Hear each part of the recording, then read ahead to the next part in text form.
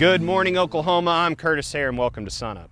Well, with these warmer days with good moisture, the wheat crop will be taking off. And with just a few more weeks before first hollow stem impacts wheat pasture, are there any concerns that producers should be aware of? OSU Extension beef cattle specialist Paul Beck gets us up to speed. This has been one of the best wheat pasture years in at least the last 5 or 6 years here in Oklahoma. Outstanding production through the fall, even though we probably had some delayed planting due to some timing of moisture, but we had some real nice weather through the fall and early winter. The wheat crop has really made it nicely through this last few weeks of severe cold, and it's really starting to grow back. First hollow stem is probably right around the corner, but as we're continuing our grazing through this period where we're really getting some great growth, there's some concerns that we probably should consider. We're starting to see some bloat of wheat pasture cattle out in the central and into western Oklahoma. And this is probably because we had that severe cold, probably had some pastures grazed short, and now we have some really nice weather. You know, we expect 3 to 5 pounds of forage dry matter per acre for each growing degree day. And this week, you know, we're calculating about 15 to 20 growing degree days every day. So we're going to produce about 35 to 40 pounds of dry matter per acre. If we have a calf stocked, 1 calf for every 2 acres, that's about 80 pounds per calf. And each calf is only going to consume about 30 pounds of forage dry matter or less, about 3% of their body weight. When we look at these calves, they've got a lot of fresh regrowth, and that's what's really going to be bloat provocative, and that's why we're going to see some bloat.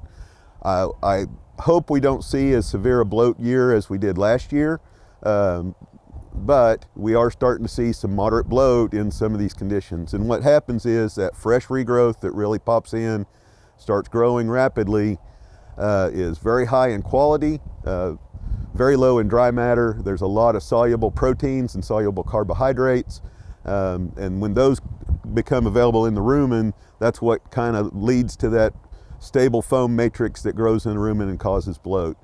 Couple that with a frost in the morning that disrupts the plant cell walls, that makes those compounds more available in the rumen. So, you know, we'll see calves, their morning routine is they get up about daylight and start grazing about the time we'll have that frost occur. And so in the morning would be that time that we should be checking those cattle for bloat. Forage growth has been outstanding.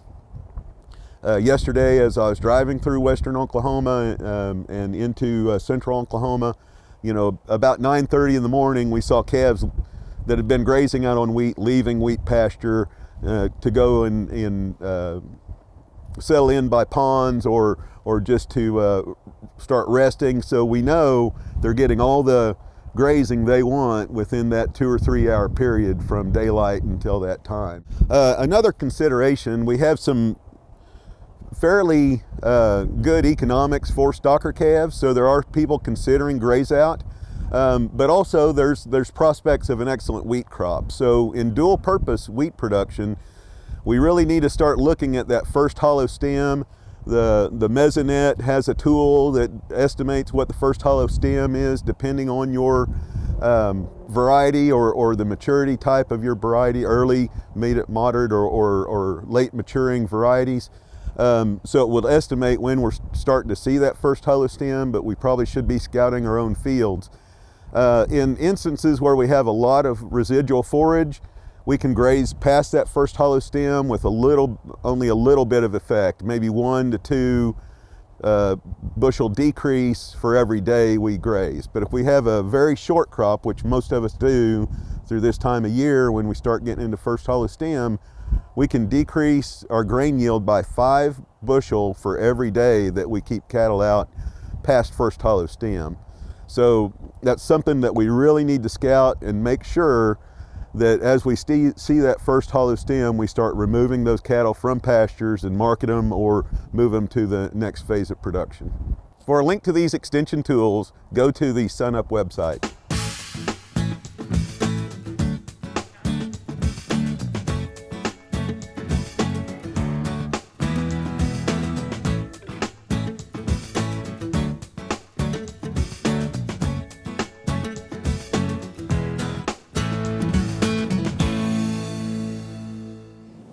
Welcome to the Mesonet Weather Report. I'm Wes Lee. Winters are usually dry in Oklahoma, but this year we seem to be faring pretty well due to the beneficial El Nino conditions. The weekly drought maps clearly show the improving conditions. Soil moisture levels are in great shape at most Mesonet locations, even down to our deepest sensor. Midweek, our 4-inch fractional water index is showing at least 0.8 or higher statewide. Remember, 1 is as wet and 0 is as dry as the sensor can read. Just a few months ago, near the start of winter, we had much drier conditions in the west and especially the panhandle regions. Some of those drier conditions still show up on our deepest sensor location of 24 inches, but it is much improved in all areas outside of Cimarron and Texas counties. Looking at a line graph over time is another good way to get a feel for soil moisture conditions. Copan in Washington County was one of the drier locations last year relative to the long-term average. You can see on this 90-day graph that the two deepest levels, shown by the dashed lines, took a while but have finally recovered to a more suitable index level. Let's hope the soil moisture continues to hold up for our fastly approaching spring greenup. Now here's Gary with that latest drought map I referred to. Thanks, Wes, and good morning, everyone. Well, we have drought just about completely out of the state. Not quite, though. Let's take a look at that new drought monitor map and see where we're at. Just some minor changes in Oklahoma so far. Unfortunately, we still have those small areas. That's the good part of drought down in south central and southwestern Oklahoma. A little bit up there in far northeastern Oklahoma, right along the Osage, Kansas County line. But we have had just a few improvements down across central Oklahoma. So things are still going good. A few more good rains over the next month or two, and we could have drought completely out of here. We'll take a look at the rainfall thus far for 2024. This goes through February 7th, so some pretty good rains over the entire state. You know, those 4, 5, 6 inch amounts that we see in parts of the state over across eastern, northeastern Oklahoma, southeastern Oklahoma, those are certainly wonderful. But you know, those 1 to 2 to 3 inch amounts across western Oklahoma and even parts of the panhandle are also wonderful as well. And I can show you that on the departure from normal rainfall map.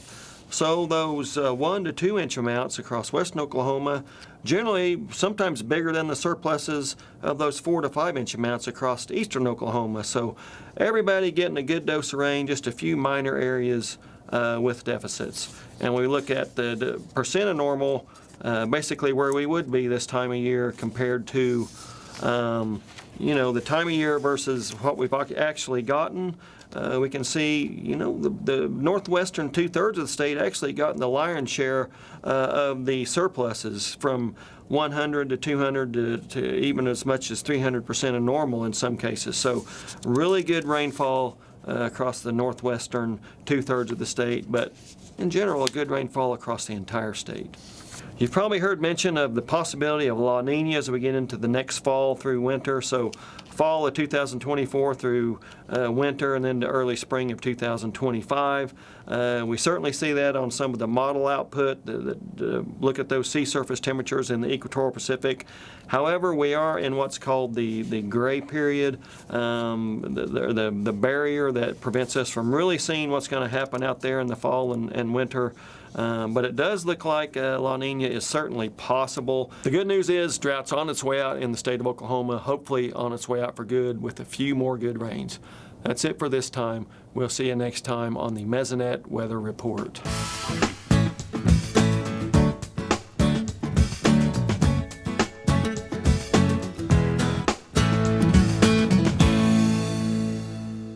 Well, between the extreme cold and some snow and ice, cattle markets have been through quite a lot. So Derrell, January just wrapped up.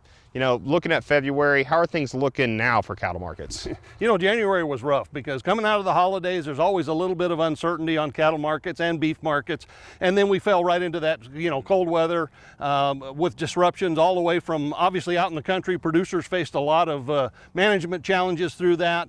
But we had packing plants that closed a little bit, and disruptions in the flow of the pipeline of beef, if you will. As we finished up January, it looks like we pretty much have that all kind of behind us. So markets are kind of getting their bead now. And actually, markets finished pretty strong at the end of January. Well, a few weeks ago, we did a segment and we got to enjoy the extremely, extremely cold weather and the wind. So how did all that weather impact cattle markets, in full? Well, again, there were those short-term disruptions, and so we did see some immediate impacts, but longer term, the tail on this thing will be really at the feedlot level. Those winter weather impacts will play out over the next several weeks in terms of the lost performance of those feedlot cattle. Carcass weights have come down. They will probably continue to be impacted going forward. So there will certainly be some residual impacts of this weather, even if we don't have any additional winter weather as we go forward. So has all that changed your outlook for cattle markets just in general? It really hasn't. I mean, we're in, longer term, we're in a tight supply situation. We did see a fairly big correction in feeder cattle and live cattle, especially on the future side late last year. But now these markets are consolidating, they're gaining strength, and I think we're going to be back on track. We're expecting to see higher average prices in 2024, and I think that's starting to build as we go forward. So for cow-calf producers, which is obviously a big thing in this state, what are some things that they can do to kind of maximize profit in 2024? We are expecting more profit potential from the revenue side with higher prices, but maximizing profit means managing costs too. And so one of the things that I encourage producers, even at this time of the year, it's early in the year relatively speaking, but start planning that forage management this year, grazing plans, hay production.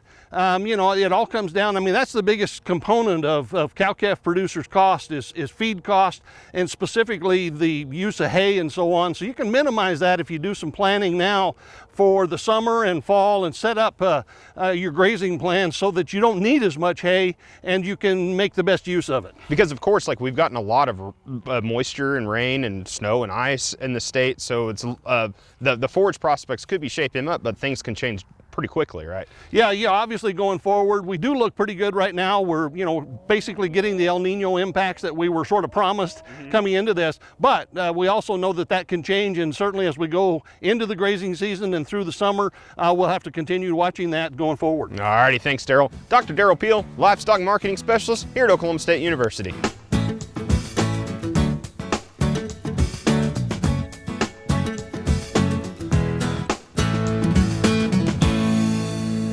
I'm Kim Anderson, and this is Tailgate Talk on SUNUP's Market Monitor. If you're wondering where the tailgate is, it's in the shop. Producers are going to be top dressing wheat over the next few weeks.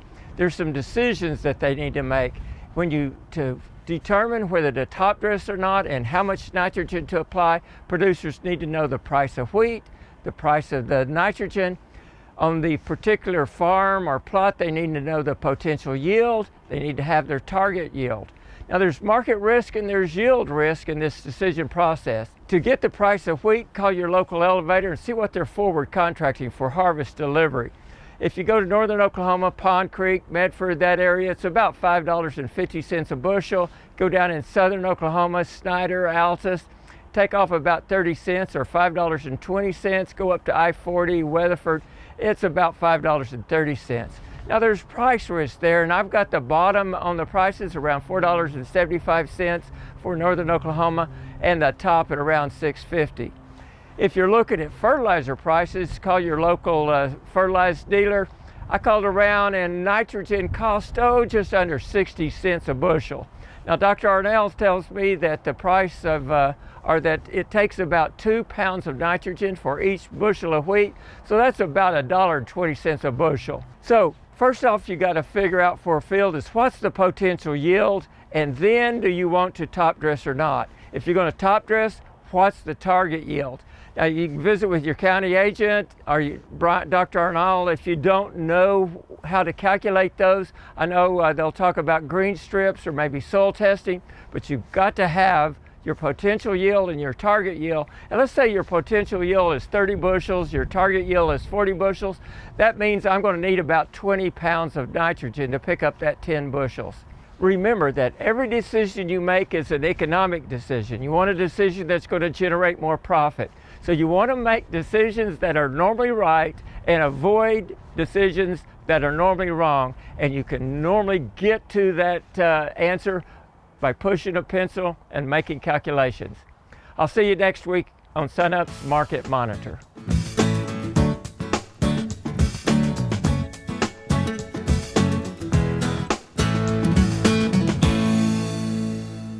Good morning, Oklahoma, and welcome to Cowf Corner. This morning, as we tape on kind of a windy day out here at the Purebred Beef Cattle Center, basically this week's topic follows my last couple topics and addresses some of the questions and some of the feedback that I've had as we talked about the value of a good bull in 2024, and then the cattle cycle and how long these good prices are going to last for the calves that we're selling. And so to tie into some of those, following up on how we identify a good bull, we said in that article, that's a bull that comes with a pedigree, a registration paper, and a full set of genetic values that we can use in our selection process of identifying if that bull is the best fit for our particular operation. Another important criteria is if that bull has undergone a breeding soundness exam and actually sells with a breeding soundness warranty. But identifying that bull that is a best fit is really the first process of us determining that good bull that necessarily is going to add value to the calf crop that he sires in our particular operation. Because when it comes to purchasing bulls, it's not a one-size-fits-all proposition. And that homework we do before we go to actually purchase a bull, be it private treaty or a public auction, in taking a look at our own operation, taking a look at our cow herd, determining what kind of breed composition, what kind of disposition we've got in our cows, the cow's body type. If we take a look at some records like the mature size of those cows, what percentage of them are getting bred, what percentage of them are actually weaning off a calf, and perhaps digging in a little bit deeper and thinking about what percentage of their mature weight they're actually weaning off. All those things set us in a direction for identifying that type of bull that's going to be the best fit for our operation. As we've said before, there's about 24 different genetic values that are available in about any breed of beef cattle we want to look at right now. In reality, there's only going to be a handful of those traits and those genetic values that are a selection priority to us as we go to identify the best fit for our particular operation. And answering those questions about cows, giving thought to the marketing endpoint for those calves is going to determine which of those EPDs have the most relevance to us in identifying that bull that's the best fit.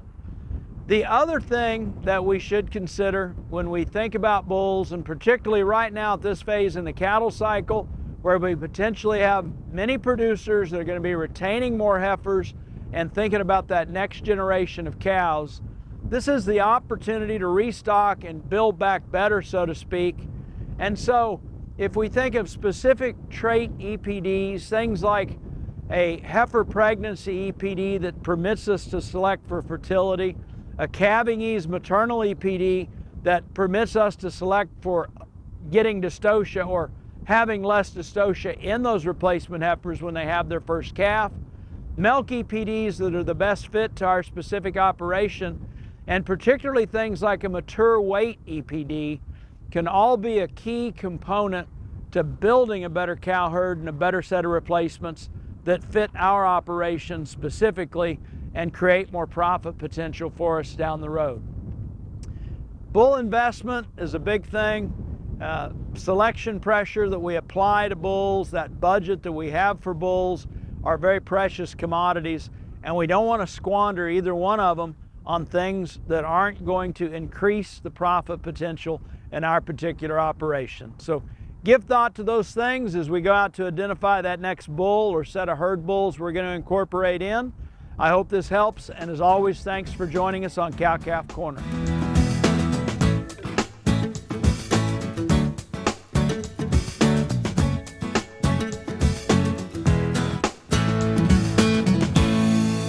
Today I thought I'd share a little bit of information about how chocolate and Valentine's Day became a couple. Many food traditions began so long ago that it could be difficult, if not impossible, to track down their beginnings. However, The association between chocolate and Valentine's Day has a little bit more documentation. It's believed that the first mention of Valentine's Day as a romantic occasion occurred in a poem called The Parliament of Fowls, written by Geoffrey Chaucer in 1382. However, it wouldn't be until the mid-1700s that Valentine's Day cards would first appear in Britain and then in the US by the mid-1800s. This happened to coincide with the Industrial Revolution, where goods transitioned from being processed by hand to being processed by machine.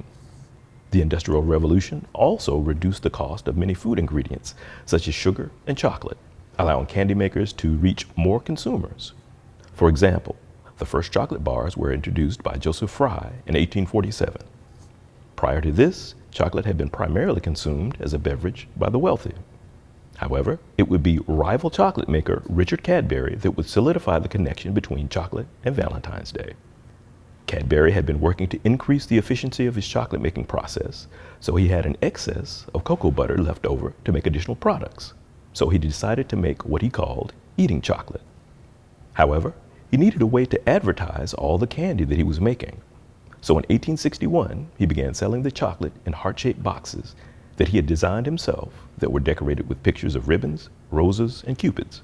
An additional feature that was advertised was that after the candy was eaten, romantic mementos such as cards and love letters could be stored inside. While Cadbury didn't patent the heart-shaped box, it's widely believed that he was the first to use the design, which would go on to be quickly copied by his competitors. So just a little bit of information about how chocolate and Valentine's Day became a couple. For more information, please visit sunup.okstate.edu or food.okstate.edu. Stay sweet.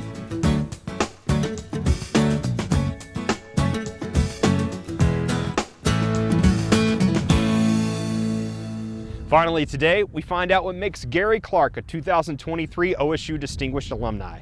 Video production manager Craig Woods put together this story. While growing up in Morris, Oklahoma, Gary Clark's ambition was to put his name in the history book.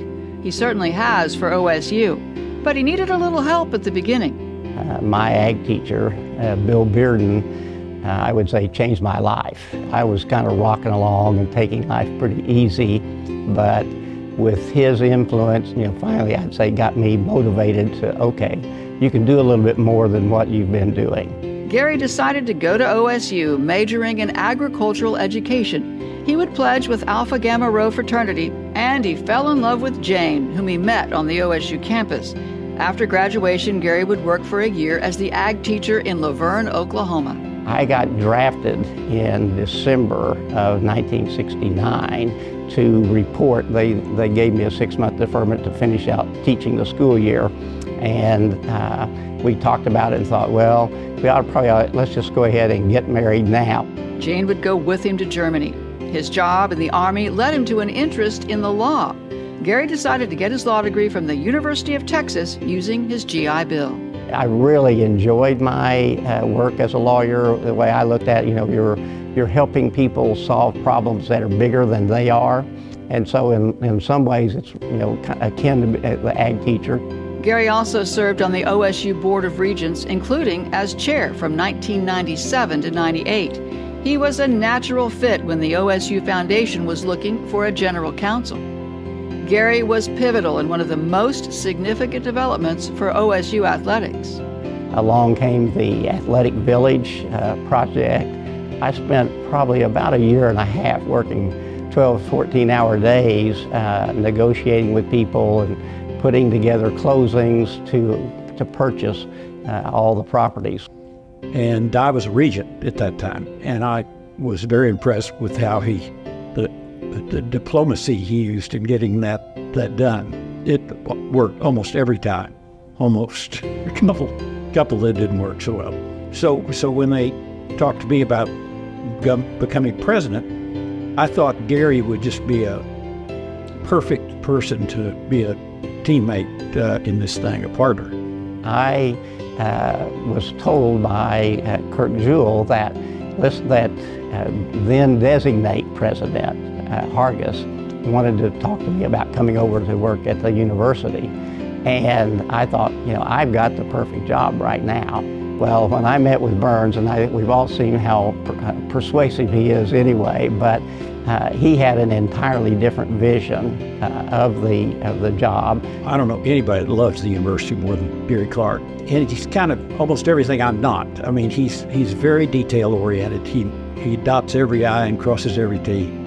You know, we didn't use the term chief of staff because he wasn't really in charge of the staff. He was really in charge of me.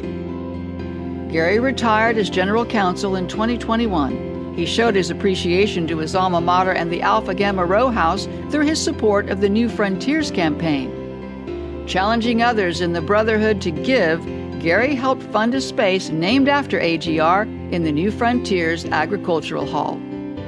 We have a wonderful new space in New Frontiers that's not just for AGR students, but for all of our students to get together, to study, and to congregate. It really does show the historical connection between AGR and OSU agriculture, and we have Gary to thank for bringing this effort together. And Gary knows how attending the Ferguson College of Agriculture can make a profound difference in a young person's life. Regardless of what your career may turn out to be, you know, I like to say the base and the foundation is still, for me, the College of Agriculture, and I know that's true for so many people. Celebrating Gary Clark, 2023 Ferguson College of Agriculture Distinguished Alumnus. And just another congratulations to Gary, who was recently inducted into the OSU Hall of Fame. And that about wraps it up for us today. Now remember, if you saw something on the show you liked, you can always visit our website or visit us on YouTube and social media. I'm Curtis Hare, and remember, Oklahoma agriculture starts at sunup.